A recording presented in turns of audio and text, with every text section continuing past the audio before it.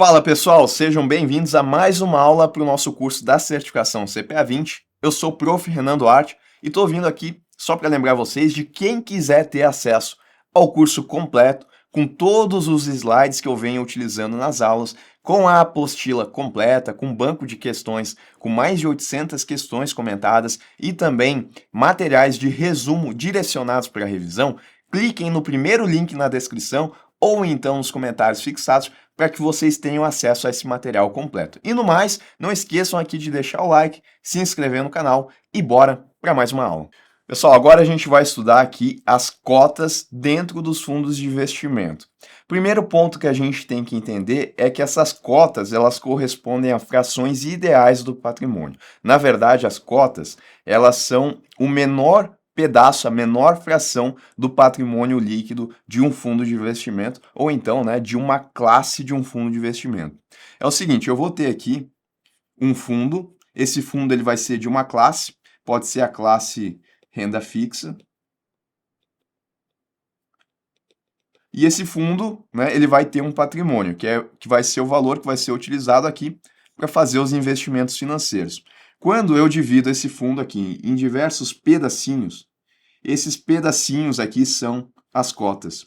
E o investidor, caso ele tenha interesse em entrar nesse fundo de investimento aqui, ele vai ter que adquirir essas cotas. E aí ele passa a ser, então, um cotista do fundo de investimento.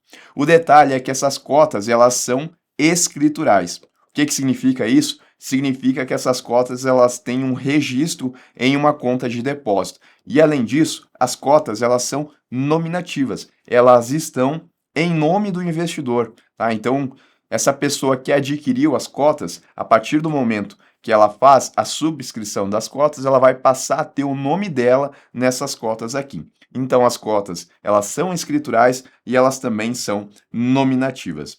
Como é que a gente chega aqui no valor de cada cota? Tá? Como é que a gente vai fazer essa divisão para chegar no valor de cada cota? A gente faz assim, dessa forma aqui, através de um cálculo, tá? Que resulta da divisão do valor do patrimônio líquido de cada classe pelo número de cotas da mesma classe. Então, se eu tiver só uma classe e não tiver subclasses, eu vou fazer a conta dessa forma aqui. Eu vou ter o PL desse nosso fundo, né, dessa nossa classe aqui, e o PL, por exemplo, pode ser de 1 milhão, tá? Se eu tiver 1.000 cotas nesse fundo aqui, tem um total de 1.000 cotas, e o patrimônio é de 1 milhão. Patrimônio líquido. Patrimônio líquido porque a gente desconta todas as despesas antes de fazer esse cálculo aqui. Então, é só eu dividir patrimônio líquido pelo número de cotas e eu vou chegar no valor de cada cota. Então, nesse exemplo aqui, eu tenho que cada cota ela vale R$1.000. Se o investidor ele quiser, por exemplo, colocar R$5.000 nesse fundo de investimento aqui, nessa classe de fundo de investimento, ele vai ter que comprar 5 cotas. E aí essas cotas, elas vão ser escriturais e vão estar no nome dele, nominativas. Se o fundo ele possuir subclasses, o valor de cada cota dessa subclasse vai ser apurado também pela divisão do patrimônio líquido, mas o patrimônio líquido atribuído à respectiva subclasse, tá? Então, por exemplo, se eu tiver aqui essa subclasse aqui, ela tem um PL de 300 mil e ela tem 300 cotas, aí eu vou fazer a divisão aqui. Até vou colocar diferente, vamos pensar que aqui não tem um 300 cotas, tem um 150 cotas. Aí eu vou fazer a divisão do PL, né, 300 mil, dividido por esse número de cotas que tem aqui. Cada cota para essa subclasse vai valer R$2.000. Então eu vou fazendo aqui as divisões. Se tiver subclasses, eu vou ter um patrimônio para cada subclasse. Se eu não tiver subclasses, aí eu vou ter um patrimônio para a classe e calculo o patrimônio para essa classe aqui da forma como a gente viu aqui. Bom, é possível que um investidor que tenha cotas de um fundo de investimento, ele faça a transferência dessas cotas para uma outra pessoa? É possível, tá? Em regra, desde que a classe do fundo dele seja fechada. Quando a classe ela é fechada, isso significa que o investidor ele não consegue resgatar a qualquer momento o dinheiro dele que está aplicado no fundo. E aí, nesse sentido, então, é possível que ele faça a transferência. Daí pode acontecer através de um termo de cessão e transferência, que vai ser assinado pelo cedente, ele, e pelo cessionário, que é quem vai receber essas cotas, ou então por meio de negociação em mercado organizado. Então, como ele não consegue fazer o resgate do valor dele lá do fundo de investimento, ele vai ter que achar uma outra pessoa que esteja interessada em comprar as suas cotas. Uma vez que ele consegue, ele pode fazer então pelo termo de cessão ou através de uma negociação em mercado organizado, aonde a outra parte vai comprar as suas cotas. Isso, né, detalhe, isso daqui, quando a gente estiver falando de cotas de uma classe fechada. E Renan, e se for uma classe aberta, como é que fica nessa situação? Bom, via de regra, não é possível, então, ser objeto de cessão ou de transferência de titularidade a cota de uma classe aberta. Mas existem exceções, tá? Então, por exemplo, aqui, quando acontecer uma decisão judicial ou arbitral dentro desse fundo de investimento, é possível que aconteça a transferência. Em operações de cessão fiduciária, execução de garantia, sucessão universal, dissolução da sociedade conjugal ou união estável do nosso cotista, transferência de administração ou portabilidade de planos de previdência, integralização de participações acionárias em companhias ou no capital social de sociedades limitadas, integralização de cotas de outras classes ou ainda resgate ou amortização de cotas em cotas de outras classes. Então, nessas situações aqui que são elencadas pela legislação, aqui a gente tem a possibilidade de cessão ou de transferência quando a gente estiver falando de uma classe aberta. Bom, vamos falar do processo de emissão aqui então das cotas. Quando a gente estiver falando aqui de uma classe aberta, para que aconteça a emissão de cotas, deve ser utilizado o valor da cota do dia ou do dia seguinte ao da data da integralização, segundo o disposto no regulamento. Então, se eu for fazer a emissão de uma cota para uma classe aberta, eu vou ter que olhar qual que é o valor da cota, né, do dia, que no exemplo que a gente calculou aqui é R$1.000. E aí eu vou poder emitir novas cotas no valor de R$1.000. Ou eu posso usar o valor da cota do dia, ou então do dia seguinte ao da data de integralização, que vai ser quando o investidor ele vai colocar o dinheiro dele nesse fundo de investimento. Integralização é quando ele efetivamente ele coloca e adquire essas cotas. Aí eu posso utilizar o valor da cota do dia, quando ele for fazer a integralização, ou então do dia seguinte. Na emissão de cotas de classe fechada, deve ser utilizado o valor definido ou calculado conforme definido na Assembleia de Cotistas que deliberou a emissão. Então, duas situações, tá? Na classe aberta, eu posso utilizar a cota do dia ou do dia seguinte ao da integralização. Agora, na emissão de cotas de uma classe fechada, aí tem que ser o valor definido. E é dessa forma aqui que o nosso investidor ele vai conseguir entrar no fundo de investimento. Então, por exemplo, se esse daqui, né, foi o valor da cota no dia da integralização, vai ser efetivamente esse o valor que o nosso investidor ele vai ter que adquirir as cotas por R$1.000, e aí se ele vai colocar aqueles R$5.000 que eu dei de exemplo, ele vai adquirir 5 cotas e esse fundo de investimento ele vai passar a ter mais 5 cotas no valor de R$5.000. E aí o patrimônio do fundo, consequentemente, vai aumentar. A gente vai aumentar o número do patrimônio e a gente também vai aumentar o número de cotas. Antes aqui eu tinha 1.000 cotas, né? Agora eu vou ter 1.005 cotas e nessa situação aqui o patrimônio ele vai aumentar em R$5.000, né? Vai ser 1 milhão. Será que tá certo? Acho que eu coloquei um zero a mais. Vamos ver. Aqui. Aí, agora sim. 1.005.000. Daí, se eu for dividir, o valor das cotas ainda vai estar valendo R$1.000. Isso, né? Se eu considerar aqui o valor do dia. Se no dia seguinte, por exemplo, o valor da cota mudou, porque o PL mudou, e agora essas cotas estão valendo R$995, pode acontecer de um dia para o outro. Se isso acontecer de um dia para o outro, e na hora da emissão dessas cotas for considerado o dia seguinte, então aqui vai ser diferente a lógica, porque o investidor ele não vai colocar, não vai comprar cotas novas que foram emitidas ao valor de R$1.000, mas sim ao valor de 95, né, que foi o que a gente teve aqui. Então eu tenho que ver o que diz o regulamento do fundo. Se eu uso o dia, se eu uso o valor da cota no dia da integralização ou se eu uso no dia seguinte. Agora, se for de classe fechada, então aí tem esse cálculo que já está definido. A distribuição de cotas de classe aberta independe de um prévio registro na CVM, tá? Então, pode acontecer aí novas cotas, a emissão de novas cotas no fundo de investimento, e isso não vai precisar de um registro lá na CVM. Já a distribuição de cotas de classe fechada deve observar a regulamentação específica sobre ofertas públicas de distribuição de valores mobiliários. Aí, nesse sentido, tá, a gente tem, sim, a necessidade de registro. Esse registro pode ser automático ou, né, o registro ordinário. E os dois, né, se referem ao registro na CVM. Bom, quando do ingresso do cotista no fundo, o agente que tiver realizado a distribuição de cotas deve disponibilizar a versão vigente do regulamento, o que inclui o anexo da classe investida e o apêndice da subclasse investida, caso a gente tenha essa subclasse aqui. Tá? Então, quando o cotista ele entra no fundo de investimento, o que, que ele tem que receber? Ele tem que receber a versão vigente do regulamento. E se por acaso, né, a gente ter, então, classes e subclasses, para a classe, eu vou ter um anexo dentro desse regulamento. Se for uma subclasse, aí eu vou ter um apêndice para cada subclasse. E o investidor ele vai receber, então, o apêndice referente à subclasse que ele investiu. Também, tá? Quando o cotista ele for entrar no fundo, ele tem que assinar um termo de adesão e risco que atesta que o investidor tem conhecimento das regras desse fundo de investimento, tá? Então ele vai saber, por exemplo, qual que é o risco dele colocar o dinheiro dele naquele fundo.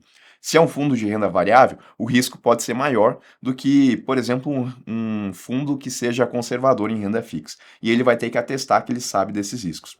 Esse termo, tá? Ele é dispensado quando a gente estiver falando de um fundo de renda fixa que ele seja simples.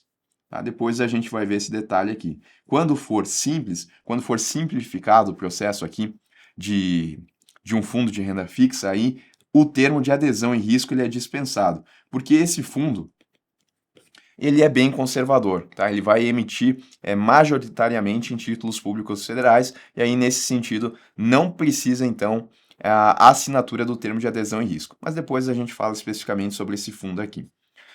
Bom, como é que funciona o resgate e também a amortização de cotas dentro de um fundo de investimento? O regulamento, que é o documento que vai trazer essas regras do fundo, ele deve estabelecer os prazos entre a data do pedido do resgate, a data de conversão de cotas e a data de pagamento do resgate. Então eu tenho essas três informações aqui que devem constar lá no regulamento do fundo. Vamos supor aqui que eu tenho a seguinte situação. O nosso investidor ele solicitou a data, ou melhor, né, ele solicitou o resgate nessa data aqui, em 10 de março. Aí eu tenho que a conversão das cotas, também chamada de cotização, vai acontecer no dia 12 de abril e a data do pagamento do resgate vai acontecer no dia 15 de março. Então, eu tenho três situações aqui. Primeiro, eu tenho a solicitação do resgate, que é quando vai acontecer o pedido pelo nosso investidor. Tá? A partir do resgate, eu vou ter o que eu chamo de data de conversão das cotas, que é a cotização. Essa cotização aqui ela vai ter que ter um prazo, que pode ser, por exemplo, D+2, D+3, D+4, depende do fundo. Esse D+2 ou D+3 é em relação ao pedido de resgate do investidor. Então, o resgate acontece no que a gente chama, o pedido ele acontece no que a gente chama de D+0. E aí a conversão ela vai se dar em um tempo depois do pedido do nosso investidor. Pode ser D+0, pode ser D+0 também? Pode ser. Depende do que estiver estipulado no resgate. E o que significa essa cotização aqui? Bom, esse vai ser o período pelo qual vai avaliar quanto que as cotas daquele investidor estão valendo em um determinado dia. Isso porque todos os dias o valor da cota ela muda, né? Tanto que a gente viu aqui que na hora de acontecer uma emissão das cotas, ou eu posso considerar o valor do dia da integralização, ou então do dia seguinte. Isso porque todos os dias as cotas elas vão mudando de valor, porque vão acontecendo resgates, despesas desse fundo também vão incidindo e todos os dias eu vou tendo uma mudança no valor da cota. Aqui no exemplo, né, no primeiro dia que a gente avaliou, as cotas elas estavam em R$ 1.000. No dia seguinte, elas estavam em 95. No terceiro dia, pode ser que elas estivessem agora valendo R$ 1.000,05. Tá? Então, conforme os dias vão passando, isso daqui vai mudando, até porque também o fundo ele vai recebendo a rentabilidade dos ativos financeiros. E aí, nesse sentido, se o nosso investidor ele solicita um resgate, eu preciso definir qual que vai ser o valor da cota que vai estar valendo naquele momento para que ele consiga receber o valor dele. Porque no nosso exemplo aqui, o investidor ele comprou 5 cotas, né? E eu preciso saber, então, quando ele for fazer o resgate, quanto que essas cotas vão estar valendo para eu conseguir fazer o pagamento para ele, né? Se as cotas estiverem valendo R$ 1.000, ele vai receber R$ 5.000. Se essas cotas estiverem valendo R$ 2.000, ele vai receber R$ 10.000. Porque para definir o que eu vou pagar para ele, eu vou olhar qual que é o valor da cota naquele dia de cotização, que a gente já vai falar melhor sobre ele, e vou olhar quantas cotas ele tem. E aí, com base nisso, eu estipulo quanto que ele vai receber, tá? Então, agora falando sobre isso. A data de conversão de cotas, ou chamado período de cotização, vai ser o dia que eu vou definir qual que é o valor da cota para fazer o pagamento do resgate dele. Então, se o meu período de conversão de cotas é no dia 12 de março, vai ser ali que eu vou olhar o quanto que está valendo a cota, tá? Então vamos supor o seguinte, que eu tenho isso daqui. Eu vou colocar aqui segunda-feira, vou colocar terça, quarta, quinta e sexta-feira, tá? E vou colocar aqui as datas. Então, segunda-feira vai ser dia 10 de março, terça vai ser dia 11, quarta dia 12, quinta dia 13 e sexta-feira, dia 14 de março. Na segunda-feira, dia 10 de março, foi solicitado aqui o resgate pelo nosso investidor, na segunda-feira. E aí a gente vai pensar o seguinte, tá? Aqui na segunda-feira, eu tinha um valor para essas cotas aqui que o investidor ele possuía. Para cada dia, na verdade, eu tenho um valor, né, para as cotas. E esse valor ele tem que ser calculado. E quem faz esse cálculo aqui, já adiantando essa informação, é o administrador do fundo. Ele que é responsável, então, por fazer o valor, para calcular o valor das cotas. Vamos pensar que na segunda-feira, essas cotas aqui, elas estavam valendo 1.100. Aí na terça-feira, elas passaram a valer 1.105. Na terça, né? Na quarta agora elas estão valendo 1.110. Na quinta, esse valor caiu um pouco, foi para 1.105 novamente. E na sexta-feira, elas permaneceram em 1.105. Pode acontecer de permanecer o mesmo? Pode, né? É um cálculo que deve ser feito. Se o nosso investidor ele solicitou o resgate no dia 10 de março, aqui as cotas que ele possuía estavam valendo R$ 1.100. Lembrando, tá, que ele tem 5 cotas. Na terça-feira, elas valiam 1.105 e na quarta, dia 12 de março, elas valiam 1.110. Qual que é o valor de cota que eu vou entregar para o nosso investidor aqui quando ele for fazer o resgate? Bom, eu vou ter que olhar qual que é o período de conversão de cotas, a cotização. Se a cotização ela acontece no dia 12 de março, eu vou ter que olhar aqui qual que é o valor da cota no dia 12 de março. Aí que eu vou fazer a conversão das cotas. Então, para o nosso investidor aqui, ele tem 5 cotas. Para eu saber o quanto que ele vai receber na hora que ele solicitar o resgate, eu vou pegar aqui os 1.110 que a gente tem de valor da cota e multiplicar pelo número de cotas que ele tem. Então, 5 vezes 0, 5, 5 vezes 1, 5, 5, 5. Então, o nosso investidor ele vai receber o valor de R$ 1.550. Isso porque as cotas, no período de cotização, elas valiam 1.110. Tá? Vou marcar aqui e vou fazer o seguinte, ó. Vou marcar aqui e aqui. Deixei nas mesmas cores, tá? Só que detalhe, ele teve esse cálculo, mas a data de pagamento do resgate está aqui para o dia 15 de março, né? Na verdade, isso aqui vai ter que ir para segunda-feira da outra semana, tá? Então, sábado vai ser dia 15, aí a gente vai ter domingo, dia 16, e só no dia 17 ele vai receber, então, efetivamente o valor dele, tá? Aqui no dia 17 de março ele recebe porque a gente começou na segunda-feira, dia 10. Então, no dia 17 de março ele vai receber. Quanto que ele vai receber? Ele vai receber 5.550. Mas, Renan, no dia 17 de março, essas cotas, elas voltaram a 1.100.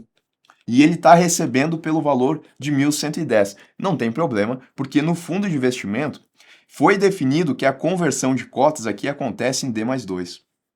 Então a gente leva em consideração, né, o valor aqui das cotas em D+2. O que acontecer depois, o que aconteceu antes, não vai importar na hora de fazer o pagamento das cotas para esse nosso investidor. Então eu tenho que olhar esses prazos aqui e para saber efetivamente o quando que ele vai receber, eu tenho que olhar quanto que vai ser a data do pagamento do resgate. No caso aqui, né, a data de pagamento do resgate é D+5. Eu vou marcar aqui em outra cor, né?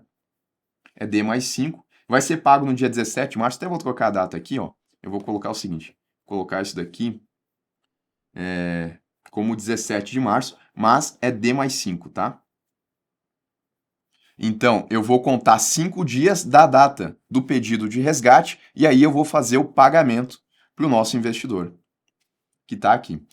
Tá certo? É o que ele vai receber efetivamente. Aí, se cair em final de semana, tem que passar para o próximo dia útil. Então, recapitulando, 3 prazos. Data do pedido de resgate é quando o investidor ele se manifesta querendo retirar o dinheiro dele do fundo de investimento. Data de conversão de cotas vai ser quando a gente vai apurar qual que vai ser o valor que ele vai receber. E a data do pagamento vai ser quando o investidor ele vai receber efetivamente o dinheiro dele com base no valor que foi apurado na data de conversão das cotas, tá? Uma regra é a seguinte, tá? O pagamento do resgate não pode ser superior a 5 dias contados da data de conversão de cotas, tá? Então percebam aqui que minha conversão de cotas aconteceu em D+2 e o meu pagamento aconteceu em D+5. Então, entre a conversão e o resgate, eu tive 3 dias. Está dentro da regra, tá? Se fosse D+6, também estaria dentro da regra, porque são 4 dias. Se for D+7, estaria no limite aqui. Então, eu teria 5 dias de diferença e eu ainda estaria na regra. Agora, eu não poderia ter uma situação onde a conversão das cotas é em D+2 e o pagamento é em D+8, porque daí eu teria 6 dias de diferença entre a conversão e o pagamento, e aí isso não pode acontecer. Renan, eu poderia ter o seguinte, eu poderia, por exemplo, ter que a conversão de cotas ela acontece em D+30 e o pagamento do resgate acontece em D+35, eu posso ter essa situação aqui também, tá? Aí percebam como é que fica nessa situação. O investidor ele solicita o resgate em D+0, que vai acontecer no dia 10 de março, mas o período de conversão de cotas só vai acontecer no mês seguinte. Então, muita coisa pode acontecer no fundo entre a solicitação do resgate e quando efetivamente a gente vai fazer a conversão dessas cotas. E isso acontece, tem diversos fundos de investimento que têm um período de conversão de cotas que é mais longo. O detalhe é que eu não posso ter um pagamento de resgate que ele se separe do período de conversão de cotas, aonde eu tenho um espaço maior de 5 dias, tá? Geralmente a gente vê aqui também situações onde a conversão de cotas é em D+25 e o pagamento é em D+30. Pode acontecer também, tá? E pode ser que o prazo aqui seja menor? Pode ser também, né? Eu posso ter aqui prazos mais curtos. Depende da característica do fundo de investimento. Bom, olha só, no caso de fechamento dos mercados e em casos excepcionais de iliquidez dos ativos componentes da carteira, o administrador o administrador, o gestor ou ambos podem declarar o fechamento da classe de cotas para a realização de resgates. Então percebam o seguinte, o que está acontecendo quando o nosso investidor ele solicita o resgate? Eu tenho o patrimônio do fundo, né? E esse fundo aqui ele vai aplicar em diferentes ativos financeiros. Quando o investidor ele solicita o resgate, o gestor do fundo ele tem que tirar posições aqui aonde o fundo está investido para conseguir fazer o pagamento dos resgates. E para isso eu preciso que os ativos financeiros eles tenham liquidez. Até por isso que existem alguns fundos que, a depender de onde eles investem, eu solicito um período de conversão maior para que o gestor, então, ele consiga se desfazer das operações e pagar o resgate, para que ele tenha tempo suficiente, dada a característica de liquidez desses ativos. Tem ativos que têm menor liquidez. Agora, se acontecer, por exemplo, de eu ter situações aonde eu tenho uma iliquidez dos ativos componentes da carteira, aí, nesse caso aqui, a princípio, se acontecerem os pedidos de resgate, não seria possível fazer o pagamento. Por conta disso, então, nessas situações aqui excepcionais, o administrador, o gestor ou ambos, eles podem declarar o fechamento da classe para a realização de resgate. Isso aí não vai ser possível fazer o resgate, porque os ativos aqui eles estão ilíquidos. Eu não consigo fazer a conversão, não consigo solicitar o dinheiro em espécie desses ativos. Aí tem que ser divulgado um fato relevante e também o cancelamento, né? Se eu tiver, por exemplo, um pedido aqui de resgate que aconteceu antes e que ele está esperando para acontecer a conversão, né? Ele está esperando aqui a cotização. Aí, nesse sentido, também vão ser cancelados esses pedidos pendentes de conversão, que é um pedido que aconteceu quando, a princípio, ainda não estava fechado para resgate, estava esperando para acontecer a conversão. Pensa aquela situação, né, onde eu tenho uma conversão que ela vai acontecer só 30 dias depois. Né? Nessa situação, então, se foi declarado fechamento entre esse prazo aqui, os pedidos de conversão pendentes eles vão ser cancelados e o pessoal não vai conseguir resgatar até que seja resolvido essa situação aqui. Vou apagar isso daqui para limpar a tela e a gente continua. Caso a classe ela permaneça fechada para resgates, né, foi fechado aqui, por período superior a 5 dias úteis, o administrador ele deve convocar no prazo máximo de um dia para a realização em até 15 dias uma assembleia de cotistas de classe afetada para deliberar sobre as seguintes possibilidades, que podem ser adotadas de modo isolado ou conjuntamente. Então, fez o fechamento. Esse fechamento ele foi superior a 5 dias úteis. Ficou fechado por esse tempo aqui. Então, o administrador ele deve convocar no prazo máximo de um dia, ou seja, 5 dias úteis fechados, eu vou ter mais um dia aqui. Nesse prazo aqui, ele tem que convocar uma assembleia de cotistas dessa classe, ficou fechada, para que no prazo de até 15 dias, aí eu tenho mais um prazo aqui, que ele pode chegar de até 15 dias.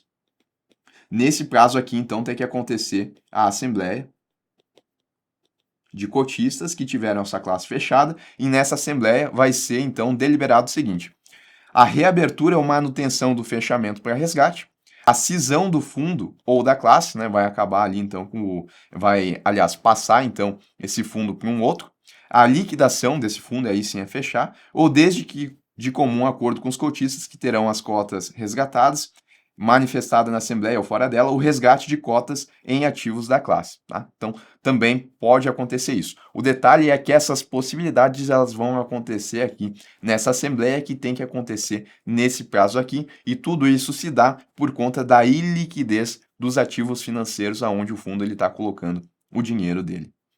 Tá? E a gente tem uma outra possibilidade também aqui, que é a chamada de investimento por conta e ordem. Olha só, o gestor ele pode contratar o distribuidor para realizar a distribuição e subscrição de cotas de fundo por conta e ordem dos investidores. Como é que funciona isso? Eu vou ter um distribuidor aqui que ele vai estar fazendo a distribuição de um fundo de investimento. E aí o investidor, ele tem conta, né, como se fosse uma corretora, por exemplo, ele tem conta no distribuidor, ele não tem acesso diretamente ao administrador, ao gestor desse fundo de investimento, porque eu tenho um outro distribuidor aqui. Aí o investidor ele vai enviar uma ordem de compra de cotas a esse distribuidor, que é onde ele tem conta. O distribuidor, portanto, atuando por conta e ordem desse investidor aqui que mandou a ordem de compra, ele vai fazer a compra dessas cotas de fundo de investimento. O detalhe é que o distribuidor, ele apenas está distribuindo, ele não tem gerência aqui sobre o fundo de investimento. Mas mesmo assim, pelo fato dele estar distribuindo as cotas desse fundo aqui, ele vai ter que estabelecer uma relação com o administrador desse fundo aqui. E essa relação ela vai ser formalizada mediante um contrato entre essas duas partes aqui, tá certo? Então, eu tenho um distribuidor que ele não é nem o administrador, nem o gestor do fundo de investimento, mas ele está distribuindo essas cotas aqui. E aí, um investidor que ele tenha conta nesse distribuidor aqui, ele pode comprar as cotas desse fundo aqui. Para isso, ele vai mandar uma ordem de compra e o distribuidor, atuando por conta em ordem desse investidor, vai fazer a compra dessas cotas aqui. Bom, os distribuidores aqui, eles assumem todos os ônus e responsabilidades relacionadas aos clientes, inclusive quanto ao seu cadastramento, identificação e demais procedimentos que caberiam originalmente ao administrador. Então, um distribuidor, em relação aos seus clientes, ele vai ter que assumir as responsabilidades que seriam do administrador, caso a distribuição estivesse acontecendo por conta do administrador aqui. Em relação a essas obrigações, a essas responsabilidades, a gente tem que eles são responsáveis pelo cadastramento, identificação e outros procedimentos do administrador. O distribuidor ele pode comparecer e votar nas assembleias de cotistas representando os interesses de seus clientes. Os clientes aqui, então, que têm conta no distribuidor, desde que eles possuam um mandato com poderes específicos para essa representação.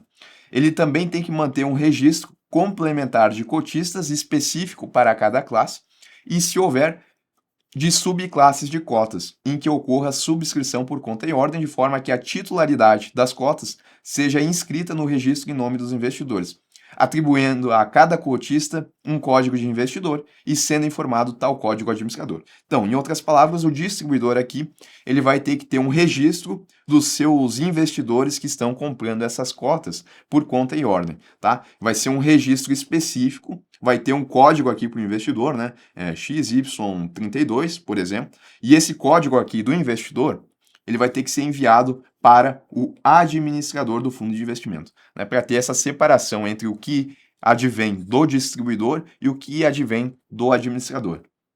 Em relação ao contrato, tá? O contrato firmado entre o fundo e o distribuidor pode prever, dentre outras matérias, que na hipótese de rescisão desse contrato aqui, vai acabar então a relação entre o distribuidor e o fundo de investimento. Os clientes que sejam cotistas do fundo até a data de rescisão manterão o seu investimento por conta em ordem até que os próprios clientes decidam pelo resgate de suas cotas. Desde que o administrador do fundo e o distribuidor mantenham em relação a esses clientes todos os direitos e obrigações definidos na regulamentação pelo período em que tais clientes mantiveram investimento, tá? Então, aconteceu, vamos entender aqui a sequência lógica, tá? Distribuidor e fundo de investimento fizeram um contrato aonde o distribuidor vai passar a distribuir as cotas desse fundo aqui. Tudo bem, a gente vai ter o contrato que vai dispor sobre essa relação. O distribuidor foi lá e, atendendo uma ordem de seu cliente, ele comprou as cotas aqui desse fundo de investimento ao seu cliente. O cliente agora passa a ser cotista desse fundo de investimento. O distribuidor ele vai ter que trazer um registro para esse investidor, vai ter que trazer um código específico e vai ter que mandar esse código lá para o administrador. Bom, não é mais do interesse do distribuidor do fundo de investimento de manterem essa relação. Aí eles vão lá e eles fazem a rescisão desse contrato aqui.